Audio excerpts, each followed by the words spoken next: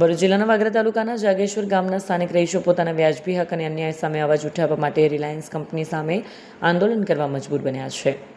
કંપનીની સ્થાપના વખતે સ્થાનિક યુવાનોને રોજગારીમાં પ્રાથમિકતા આપવાની ખાતરી આપવામાં આવી હતી, પરંતુ વાસ્તવિકતામાં સ્થાનિકોને રોજગારીથી વંચિત રાખવામાં આવી રહ્યા હોવાનો ગ્રામજનોનો દાવો છે.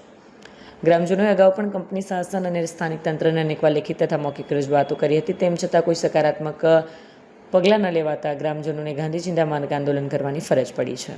હાલમાં ગ્રામજનો આક્રોશને પગલે સમગ્ર વાગરા પંથકમાં ચર્ચાનો વિષય બન્યો છે. ત્યારે કંપની સંચાલકો કે તંત્ર દ્વારા આ મુદ્દે શું પગલાં લેવામાં આવે છે તે જોવું રહ્યું. મારું નામ દીપક પટેલ છે. અમારું રહેવા ગામ જાગેશ્વર.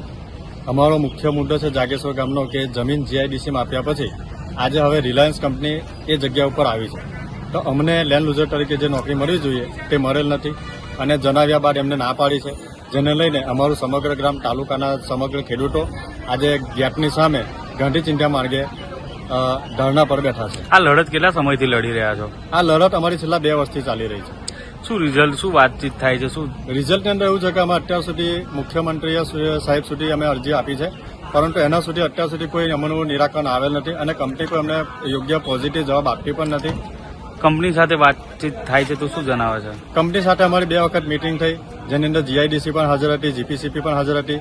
જીઆઈડીસીએ પણ તેમને કીધું કે ભાઈ આમનો લેન્ડ યુઝરનો પ્રશ્ન છે અને જે એમની મુખ્ય માંગણી છે ને જે એમનો હક છે તો એ એમને મળવો જ જોઈએ, પરંતુ કંપની પણ હજુ સુધી તે છતાં પણ પોઝિટિવ રિપોર્ટ આપવા તૈયાર નથી. શું માંગ છે તમારી? અમારી માંગ માત્ર ને માત્ર જમીન ગુમાવનાર ખેડૂતોના છોકરાઓને નોકરી માટે. આજરોજ જો બેઠા છો તો ન્યાય નહીં મળે તો શું કરશો? અમે આજરોજ જે આંદોલન માટે બેઠા છે, ધરણા માટે બેઠા છે, એ જ્યાં સુધી અમને ન્યાય નહીં મળે, અમને જમીન ગુમાવનાર ખેડૂતોના દીકરાઓને નોકરી નહીં મળે ત્યાં સુધી અમે કાયમના માટે અમે અહીંયા બેસીશું. અચોક્કસની મુદત માટે અમારી આ ધરણા આજથી ચાલુ રહેશે.